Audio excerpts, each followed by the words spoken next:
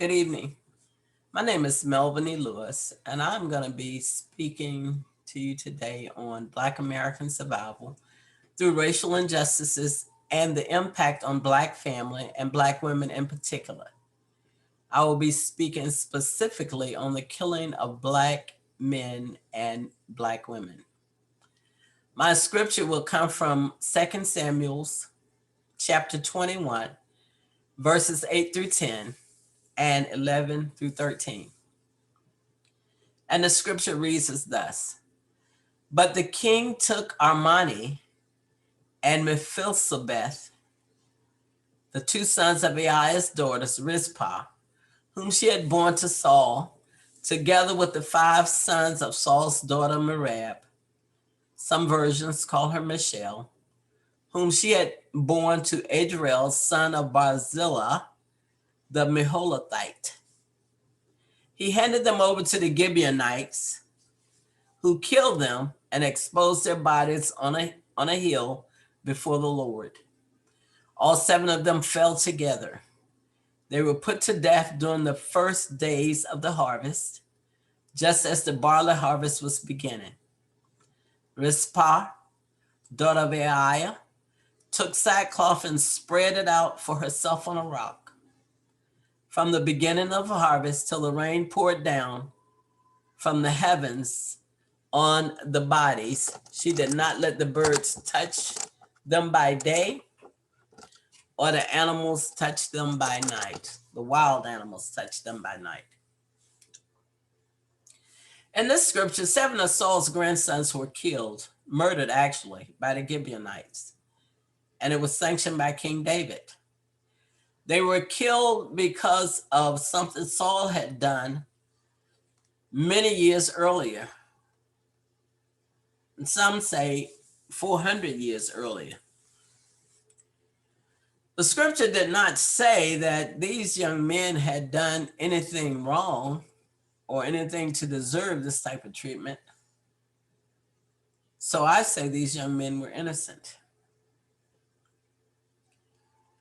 Or at least they did not deserve to just be handed over to be killed. The 7 young men were hanged. The 7 young men were handed over to the Gibeonites and killed. Some versions say they were killed by hanging. Rizpah, the mother of 2 of these young men, was distraught. She showed this by guarding the bodies of her sons and their cousins, the sons of Merab. She guarded them day and night until the end of the harvest season, which lasted about 2 months. She would not let the birds or other animals touch the bodies day or night through the entire harvest season. So the body of these 7 young men were left hanging out in the open for 2 months. Just think about that. These are dead bodies left out in the open for 2 months. Can you just imagine what Rizpah was looking at, or smelling even for that matter? Rizpah, just like mothers today, wanted to take some type of action to show how much she cared for her sons, or to maybe get some type of justice for her sons. Mothers today push for justice for their children too. They advocate for a change in policing as it pertains to Black people. When you look at these 2 situations, the government was involved either directly or indirectly.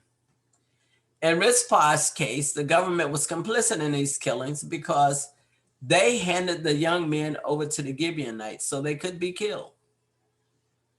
Today, the government, federal, state, and local, are also complicit in the killings of young Black men and women because the system is set up to racially discriminate against them, Black men in particular. Think about what you would feel or what you would do if you get a knock on your door and you're told your child has been shot or your child is dead. In my job as a chaplain, I've seen many families come through the emergency room who had to face this exact reality. I want to share a story with you um, with a mother who was at the bedside of her son that had been shot 12 times.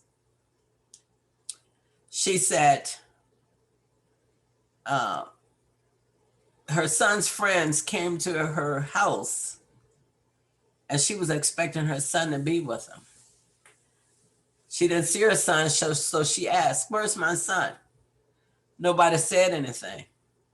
I asked again, "Where is my son?" Then one of the guys finally said, "He's been shot." She became frantic. "Where is he? Is he okay?" She said, "I ran to the hospital, to the local hospital, and they told me he had been transferred to Richmond. And she said, I came here, and they didn't know who I was talking about because they had him under a trauma name." Without taking much of a breath, she said, "They shot my son 12 times and twice in the head. Doctors said they have not seen anyone survive this type of injury. The detective said, whoever has done this, I'll find them, and he's going to let me know." Her words were not the only, she was expressing much grief, not just through her words, but through her bodily actions. Of course, she was tearful, still somewhat frantic, sort of pacing the floor. It wasn't much I could do to comfort her, but at least she knew I was there just to talk to me if she needed to. Within a couple of hours, the whole family was there. Brothers, sisters, grandmother, cousins, all in disbelief and all grieving, crying, just their body language was just expressing grief. In ancient Israel, sackcloth was a sign of mourning and a sign of grief. Rizpah was grieving the death of her sons. She laid sackcloth on the rocks as she watched the bodies. We don't hear Rizpah speak audibly, but I believe in her mind she would ask, why did this happen to my children? Or maybe in her mind she cried out to God in despair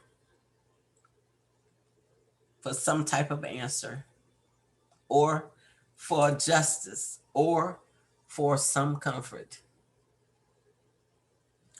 I do believe other ladies in Rizpah's village tried to provide some comfort to her by bringing her food and maybe water or other items. But how do you comfort someone going through this type of grief? The point is, though, at least they tried to provide some relief for her. But regardless, Rizpah did not leave the bodies of those 7 young men. Just like mothers today, they cry loud and they say things such as, this needs to change. I need to see that justice is done for my child, or I need answers.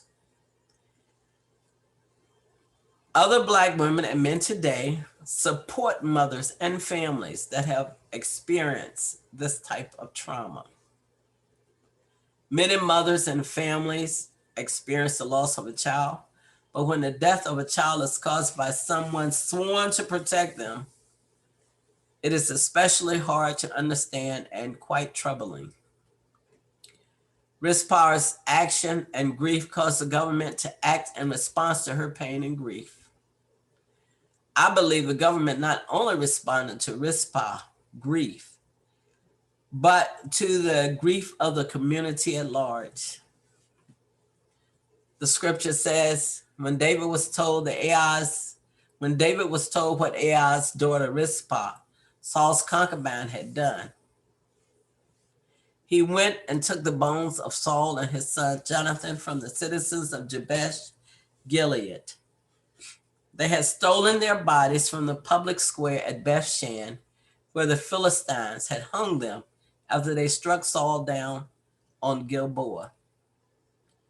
David brought the bones of Saul and his son Jonathan from there, and the bones of those who had been killed and exposed were gathered up and buried.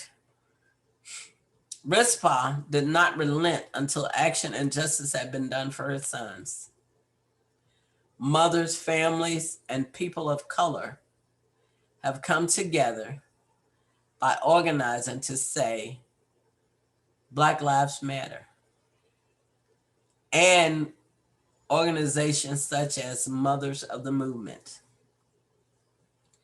Black people too are created in the image of God and should be treated the same as white Americans. We demand the government make changes in policing policies and gun regulation. Currently, governments are working on making changes in police departments as it pertains to police training and departmental policies. Congress is working on legislation for better gun control through more extensive background checks.